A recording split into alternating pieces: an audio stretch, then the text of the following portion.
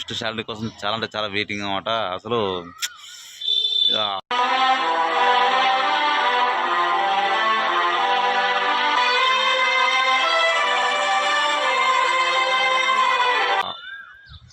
ఇన్ని రోజులు పడ్డ కష్టానికి ఫస్ట్ శాలరీ తీసుకుంటున్నా అని ఆ సంతోషమే అనేది కొద్దిగా వేరే ఉందన్నమాట మనసులో.